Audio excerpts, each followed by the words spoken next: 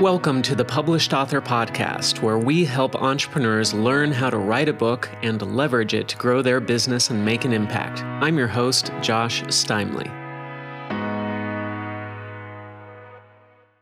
Today, my guest is Wendy Keller. Wendy is the founder of Keller Media, a literary agency, speakers bureau, and content marketing consultancy focused on nonfiction business, science, and self-help content. Keller Media has placed more than 1,800 book deals all over the world, including 17 New York Times bestsellers and 9 international bestsellers. Wendy herself is the author of more than 30 books, including The Ultimate Guide to Platform Building and The Secrets of Successful Negotiating for Women. Wendy, welcome to the show. Thanks for having me. I'm glad to be here, Josh. So give us some background. Well, tell us a little bit more about your agency, your background. How did you get into being a literary agent, and who exactly do you work with? What types of clients do you have? Oh, thank you for asking. That's a great question to start with. So my agency specializes in nonfiction books only. And at this point in history, we handle only business, science, and self-help books. That might seem like a huge perspective, but agencies specialize in that we build relationships with editors who acquire the kinds of books that we sell. And so my relationships are with those types of editors. It's really important when you're looking for an agent to find one that does the same kinds of books that you're writing. Somebody pitched me this morning on her illustrated book for children. I don't do those, for instance. And someone else pitched me on a celebrity memoir, and that's great, but I don't handle them. Even if I think they're going to sell to the public, it's not what I specialize in. So that's what I do. And that's been really successful. Most of my clients are speakers, authors, or consultants already when they come to me. All right. So give us some more background on you and your career as an author yourself. So I won my first writing contest in 4th grade, and I stayed with that. I have a journalism background. I ran the largest weekly newspaper for Spanish-speaking people, even though I speak almost no Spanish, in Los Angeles. And that was the crown of a career that had included being a beat reporter, being an assistant editor of a magazine, and working for PR Newswire. So I had this great background in journalism. And then I decided to stay home with my son when he was born and work from home. I started working for an agent. I didn't like working for him after a while because I found out that he wasn't treating the writers fairly. So I thought, well, I'll become an agent. It can't be that hard. I knew nothing. He had taught me nothing about the agenting. And I just started, and I like sales. And so it became easy in 1989. And then in 92, I switched to not selling screenplays anymore. I had started in screenplays because I live in LA. And I said, you know what, books are much faster to sell. It's an easier decision for a publisher to buy than it is for an entire studio to make a decision to invest. So that's what I did. I decided to just work in nonfiction books. That's fascinating. So how did you get started with the books? I mean, who was your first client? How did you figure out how the industry worked? This is a great story that I really love. So I had this fabulous screenwriter named Barbara, and I had sold a couple of options for her work. She was really gifted, but the problem was every single time I spoke to her, she would be on the phone and there'd be freaking dogs barking like crazy in the background. It was so annoying. We couldn't have a call. And that was the hardest part of dealing with Barbara. And kind of spitefully one time I said, you should write a book on dog training. She raised Weimaraners and sold them as a secondary job because she couldn't make a living as a screenwriter with just options. Nothing ever got produced, although she was brilliant in my opinion. So she goes, oh, I actually have, it's holding up the leg of my desk. I was like, yeah, right. She sent me this manuscript back in the day. It wasn't digital. It literally had an indentation on where the one leg of the desk had been held up by this. And I sold it about... She wasn't kidding. She wasn't kidding. I sold it about 4 days after I got it. And I was like, wow, that was super easy. And I got so excited that was the end of it. I just decided to focus on books slowly over that time. I closed out all my screen clients, sold them, and and decided to focus on just books. But that was my first deal. And it was called something, I don't know, something Raising Your Puppy. I forgot the whole title, but that was great. And then books are made through such a series of executive decisions that they're not subject to whimsy. One reason I don't handle fiction is because the editors, you have to write the whole thing, then the editors have to read the whole thing, then they have to take it to their editorial board. It takes forever. Nonfiction, if you write a really brilliant, perfect business proposal, which is really focused on the content of the book and how well it's going to sell, it's so easy for an agent first to determine if it's right for them and if they can sell it and for how much. And second of all, it's really easy for the publisher to make a solid assessment. In fact, I would say that the business proposal is, for a book, to the publishing industry what a business proposal is to a venture capitalist. And for the same reason, you're trying to get a stranger to write a check for your idea. It's got to be such a precise document. I spend a lot of energy training and teaching people how to write those amazing proposals, because without a strong proposal, you will not sell a book. I mean, unless you're world famous, then maybe you can get around it. I have a world famous client right now, and I who is, well, maybe not world, but nationally famous client, and even he has to write a proposal. Big shot government official, worked for Donald Trump, and this is a great book. It's the experiences that he had in that administration, and even he has to do it, so can't get around it. That's interesting. I'd like to dive back into that a little bit later, but Sure. that first client, though, you said you sold that in 4 days and you said it was easy. Now I'm Yeah. assuming there wasn't a proposal there, and tell us more about that. I mean, how was that easy? How did So you make it? she had finished the book. This was 1991, probably 1992, might have been 92. And because I quit doing screenplays in 92. I think that's accurate. Started the agency in 89. I know that. Anyway, so I sent, I didn't know that you needed a proposal back then, and you maybe could have gotten around it. I think she could have gotten more money if I had her write a proposal, but I didn't. And I sent the manuscript, obviously photocopied so that it wouldn't have the indentation in it. And I sent that to her. I sent that to 4 or 5 publishers who I knew did pet books, and one of them bought it. So that was crazy. They called me, like, I mailed it. They bought it within 4 days of receiving it. So Oh, they must have really liked it. I mean, that's amazing. yeah, but that was a different time in the industry when books were bought based on content as opposed to based on marketing. So Well, tell us a little bit more about that, this content versus marketing conundrum. well, I think, when Benjamin Franklin was alive and publishing, um, publishers bought books that were beautiful or beautifully written. You look at some of the things we consider classics, Steinbeck, Hemingway, etc., and you think, oh my gosh, this is beautiful. Obviously, those are fiction, but these are beautiful books. Napoleon Hill, this kind of thing. And you could see that these books had merit. And what's happened with the corporatization of the publishing industry is that increasingly it's about the author's ability to promote the book, to the point where, I used to say it's 90% platform, 10% content. And I would say that, just like everything goes from extreme to extreme, at this point, I would maybe say it's 25% content and 75% platform being jargon for your ability to sell the book, the number of people who are engaging with you, how big your fan base is growing, etc. All those things make up a platform. So it would probably be more accurate to say it's maybe 25% now, especially in business books, where it's really like sales management, marketing, leadership, right?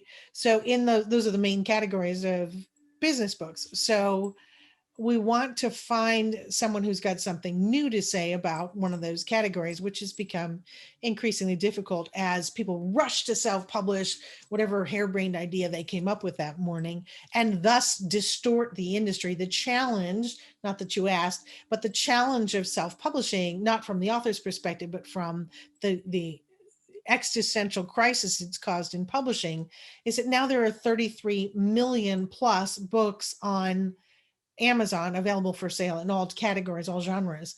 When I started in the industry, we did 32,000 nonfiction books a year.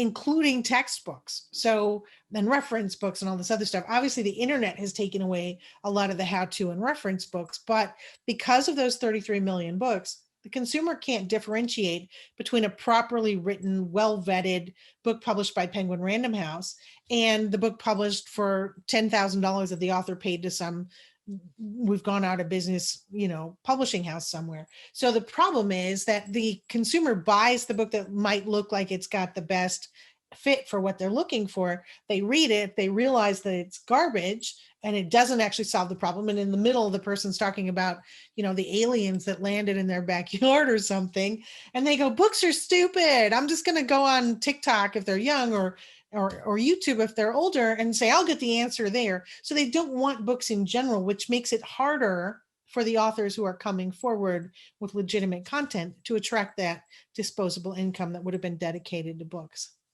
So that's one of the things that other guests on the show have said about working with a traditional publisher is that it forced them to write a better book. Better book every time. Other than that, what are some of the other reasons that you would recommend somebody seek out a traditional publisher versus self-publishing? Thank you. The first thing is the number of people involved in your process. So people say, well, I can get my own cover designer, or I'm a good artist, I'm going to do it myself. And they get out a pencil and do a stick figure, or they, all the time, or they write the book and think it's genius. And then they hire some high school English teacher who knows their cousin to do the edits and thinking that that's the kind of editing that publishing does. So curating the content and predetermining the content's marketability are really important factors. So as an agent, it's my responsibility to determine whether or not a book is going to be successful once it hits the marketplace. So I'm gauging the author's platform, which is an indicator of whether or not the book will be successful. A lot of people go and just rush to self-publish and they have no concept. And I actually had an argument, I guess, with somebody last week who said he sent us a query for his product and then 2 days later he sent a letter that said, okay, my book is published. And it's like, well, then why are you querying us? So the process, agents like me, I don't know about everybody, but agents like me help the author write the book so that it help them write the proposal so it will get sold. Second of all, I help them understand how to build the parts of the platform that will either turn them into a paid speaker or bring them more consulting revenue or bring customers to their product or service or software or whatever it is that they're selling. So agents have become more business consultants. That's part of it. The second thing, and you're not going to get an agent unless you're going to be able to sell it to a publisher. The publisher is going to spend time and money and resources helping flesh out the idea so that it's truly competitive, not just, oh, I think it's competitive.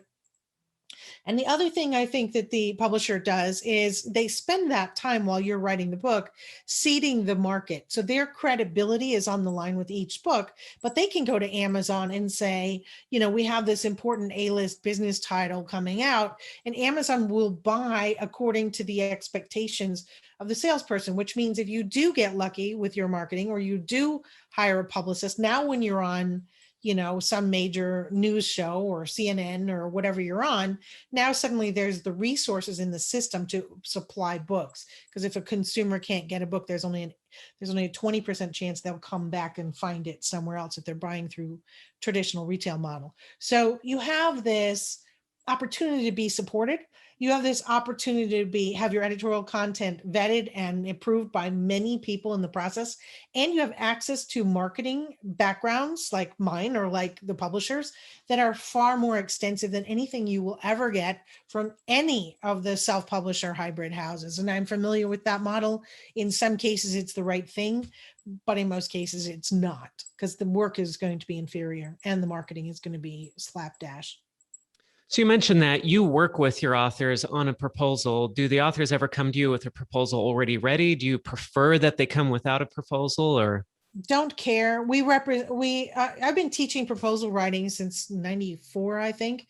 I'm the person behind bookproposalworkshop.com, which is it's open to anybody who has a nonfiction idea. I teach them sequentially. The extraordinary thing about bookproposalworkshop.com is that the people who have graduated, astonishingly, about 6 out of 10 either got an agent or got a publishing deal already of my people who've graduated. So what we do is bring in a team of proven New York editors. And then I explain the why, because a lot of times authors don't understand how the publishers are looking from their perspective at the content that's coming in. And they're like, well, my idea is great. Well, yeah, but here are the factors that they're actually thinking about, which you probably you've never even considered. An editorial decision is not made by the editor who likes the project. It's made by a team, sales, marketing, other editors on the team, the publisher, the sponsoring editor. There has to be economic sense in that acquisition. And that's done through a very specific set of questions that the publishing house will ask the editor to defend in that proposal. If the material's already in the proposal, it accelerates the speed at which an agent can acquire it and sell it, which makes it much more desirable at that first initial step. When somebody comes to you and says, hey, I want you to be my agent, how quickly can you tell whether this person has something worth looking at or if there's not a chance? So if they are in the category, so we use a portal now because it's just too much. So if, just ridiculous numbers of people approach agents that are successful. And I'm sure that's true for all my peers. So, and because of the New York Times thing and because of the speaker thing, and I've had a remarkable amount of success launching speakers. So because of that, I tend to probably get a large number of proposals, not like CAA, but CAA isn't going to take most people.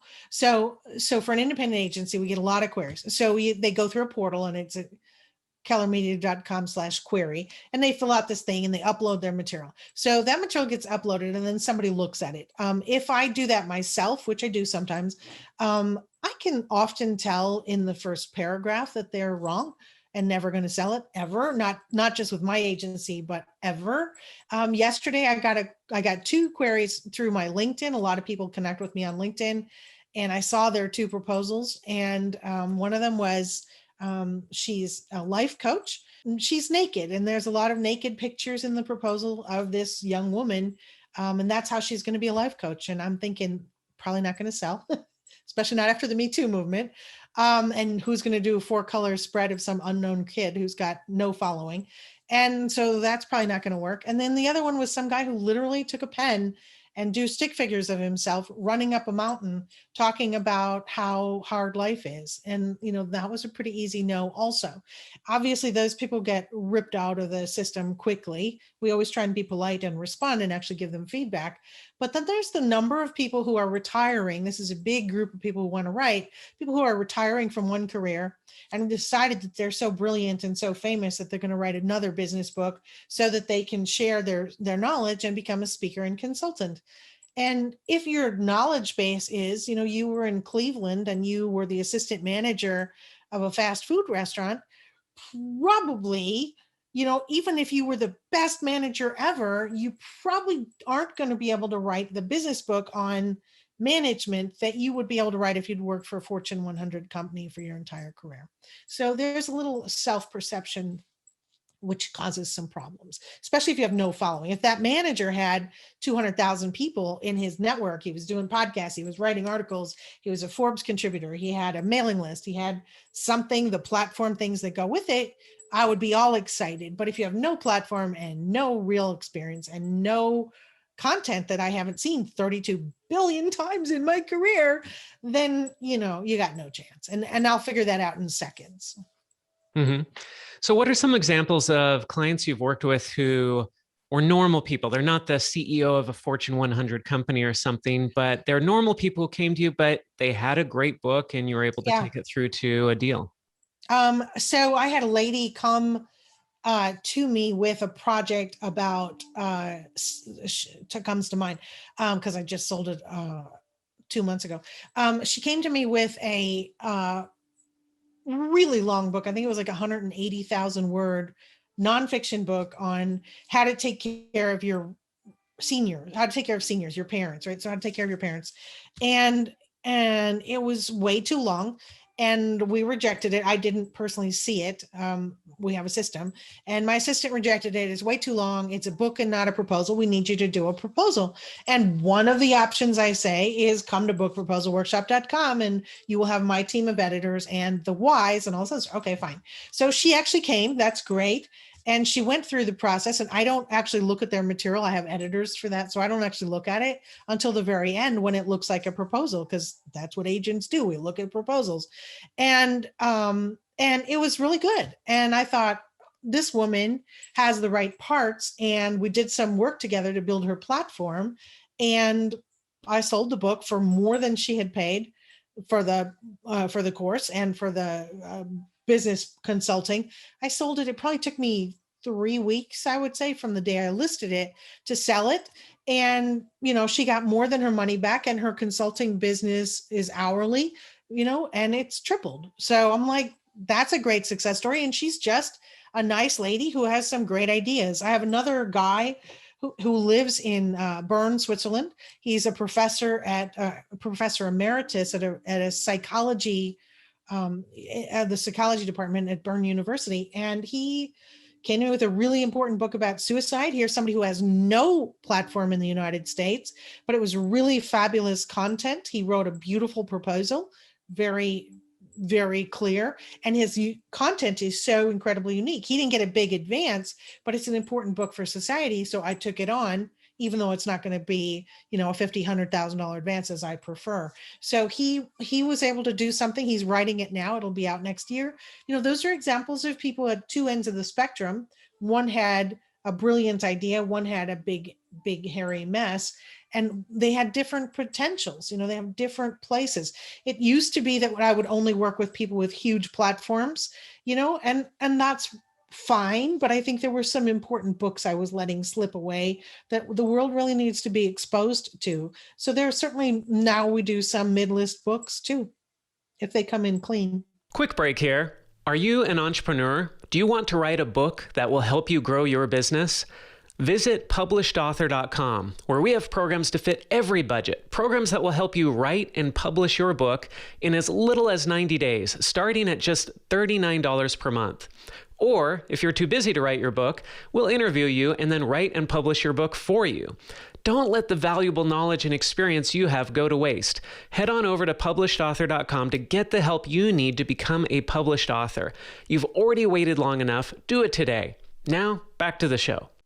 So when you say huge platform, what's a huge platform versus a smaller platform? I have the honor of representing Roger James Hamilton, who has 16 million entrepreneurs around the world on his mailing list. And he's got a multi-billion-dollar company. He lives on his own island in Bali. I mean, he's like an amazing human being. Roger's book, The Millionaire Master Plan, he's a great client with a great platform. One of the producers for before COVID, I sold a book by Brant Pinvidic, who was one of the producers for The Biggest Loser. Incredibly brilliant man about how to pitch quickly in Hollywood. He's got an enormous platform. I represented Jack Canfield when he was just getting started. He had the first chicken soup platform. I represent, Jeffrey Hazlett. I represent a lot of people who came in and had a big platform, and I was able to help them grow it even larger, because a book will bring a massive influx of new people. But if you don't have the system to capture them into your business or into your whatever you're selling, you're speaking, whatever, then you'll find that it has been a waste of time. People say, I'll do that when the book comes out.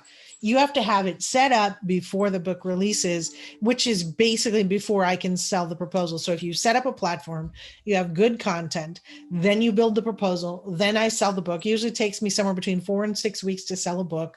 You got the contract in your hand signed within that time period. Then you have 9 months to 12 months to write it.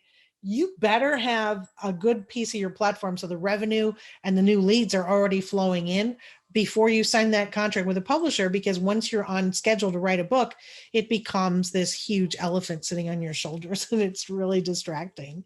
So if you have those systems, then when you're writing the book, I have some little tricks I teach my authors where they can use the book to start to get whatever their goal is, more speaking engagements, more consulting, starting at that moment. I have a book that just released 2 days ago. Friday. Book just released on Friday. And it's, he's already getting inquiries to speak because of the way we positioned him in the market, so that he's going to get that kind of following. Because if you're not, because the truth is right now, the days when everything I sold was over $100,000 for the author, those days are largely gone unless you have a Roger James Hamilton platform. So for a regular author, who I assume will be most of your listeners, for a regular author, you're looking at 15, 25,000, depending on your platform, as a typical advance. So you better have a system that's going to make you money on the other side, else you're wasting your life, because you will be being paid 8 cents an hour for the time it's going to take to write and market this if you don't. Got it. Long answer, Yeah. short question. Yeah, that was my next question, was what are the trends that you've seen with advances? And you kind of answered that, but Yeah. advances have shrunk over the past few years, right? So when I had the big office overlooking the beach in Santa Monica, and I had a training center for speakers and all this other stuff and a big, huge staff, I was selling 14 to 20 six-figure books a year, plus a couple of, heart books that I really felt were important. And, I had other agents selling the little bread and butter crummy books, right? The little $15,000 advanced books. And then in 2008, the world got shaken up by Amazon. Okay, so that changed the amount of money that the publishers are willing to pay. And I would say it roughly by 50%. So an author for whom I could have gotten 300,000 now would get 150. That $150,000 offer now would get 75,000. And then last year we had the pandemic. And so publishers again got screwed. And so what I've seen so far this year is that those advances are down again. You're not writing a check for $10,000 or $20,000 like you will if you go to the better self-publishing houses, but and they are creating content that you can sell back a room at a great price and get all the distribution and editorial development included for free, and you get a check, which is a big asset. But advances are definitely lower than they were, for sure. Mm-hmm. Now, we've seen a lot of change in the publishing industry in terms of consolidation as well. When Sure. you're pitching a book, when you're selling somebody's book, how do you decide where to go and who to sell it to? And how much input does the author have on that? Or do the authors generally not have any idea why they should choose one over the other?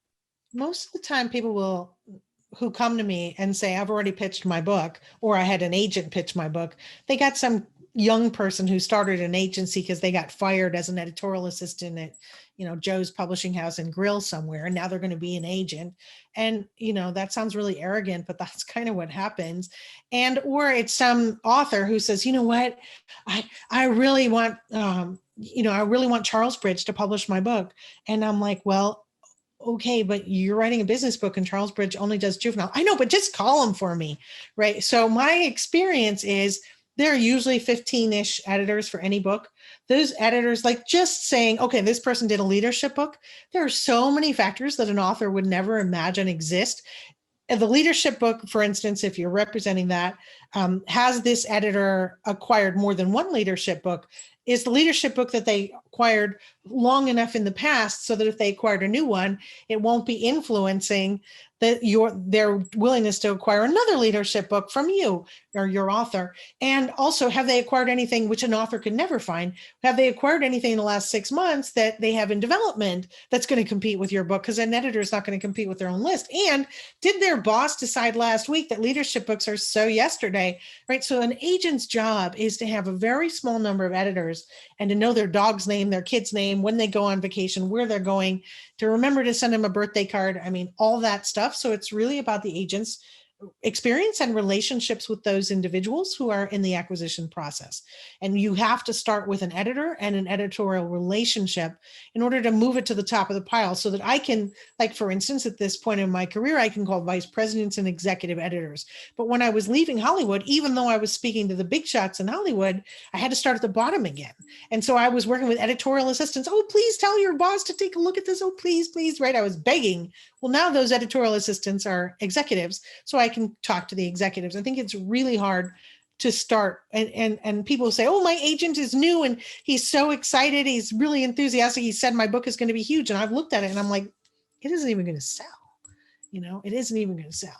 So I think it's a matter of having relationships with the editors, a massive amount of experience figuring out who wants what when, and then having the perspicacity really to take the time to really think about each editor. Is this the best person at portfolio? Is this the best person at Harper Leadership? There's a difference between, for instance, the publisher at Harper Leadership who acquires some kinds of books and the person who acquires, for instance, books on finance, right? So they're different people, they do different things. But as an author, you probably wouldn't know that distinction. And an agent lives by those distinctions. My success is based on my attention to the vagaries of each editor's preferences. And that's true for all agents. It's not just me. Mm-hmm. How much does it help or not for an author to come to you and already have been an author, whether they've been published, self-published, or published through a publisher? Is that a big deal for you? Great. If their book has sold 5,000 copies within any 12-month period, that would be awesome. If they've sold fewer than that, no. People come to me and say, hey, in 1986, I had this book published and, I'm up to 2,000 copies already. Yay, go me. They won't even get to me. They will be screened out immediately. So if they've got a book that's out and it's done well and it's within the last decade and they're writing on the same topic and not that they want somebody to take it now that they sold it and all this other garbage, then there's a chance. But for the most part, previously self-published authors tend to fail. And there's no excuse I can give to Penguin Random House on why you failed when you were making all the money and you had as many brain cells as you have today, maybe more. So I can't lie to a publisher and go, well, he just didn't know what he was doing, because even if that's the truth, that's not going to fly. So I would rather have a virgin author with a great idea than a virgin as publishing, but I'd rather have a virgin author who has never self-published. And if they, like yesterday, I told someone whose book I really love, really love this book. And he published in the 80s, he published like 6 books on the topic loosely. He's a prominent scientist, now retired. When he was an active scientist, he published these books. They are all failures. Like they probably didn't sell more than 100, 200 copies. Back then, he published a whole series of them. Well, he's learned a lot since then about publishing. I said, you're going to have to go and pull all of those off Amazon before I'm going to even tell you how to build a proposal, because I can't sell it when you've got this albatross around your neck. That's interesting. More often than not, self-publishing becomes an albatross because they're just like, my book is so wonderful. Out of these 33 million people, they're totally going to find my book and buy it because people like me. And like, no, they don't. Out of 33 million, they'll never find you. The algorithms were not set up. They're not set up to help self-published authors, even if you publish through Amazon. Mm-hmm. When you sign up a client and you're working with them already, what are some of the mistakes these authors make during that process that make you say, oh, please don't do that? Are there common mistakes that you see? So all I have is a recipe that works, right? So I don't have time anymore to make mistakes, especially since advances are down, right? So if I represent 10 books and I don't sell 9 or all 10 of them, I take it really badly. So if I get an author, as I have over the years, who says, you have no clue, okay, I'm telling you, then we're going to probably part ways pretty quickly because I don't have time to argue.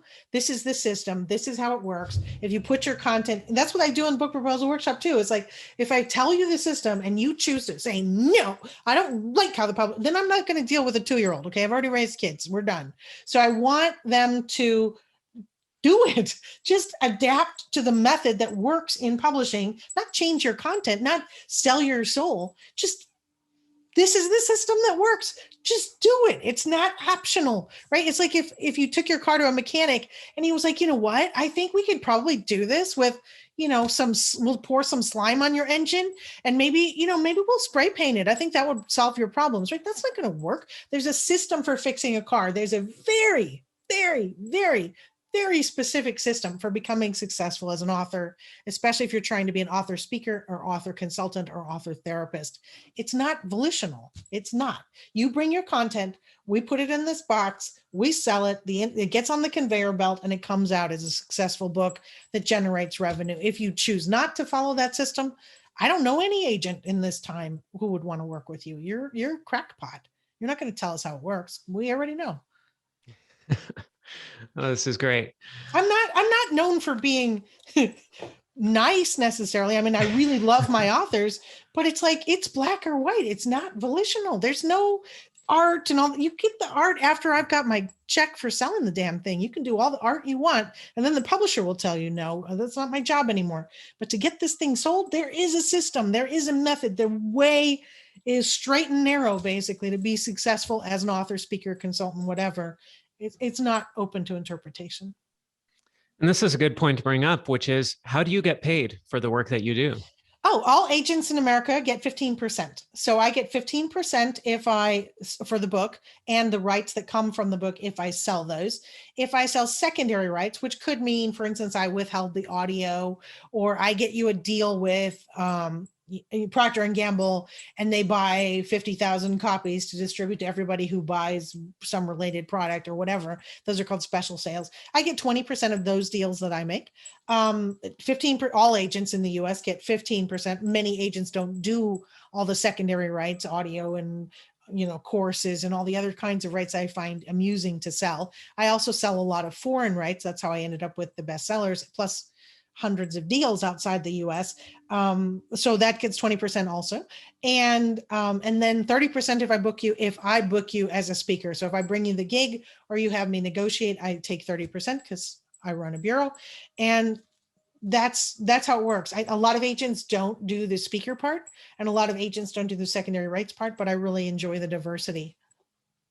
But all of this is commission, which just adds to the point that if somebody's not following your directions and you're telling them, hey, you need to do it this way, you're not going to have much patience with that, because, hey, you only get paid if they cooperate and work within the system. Right.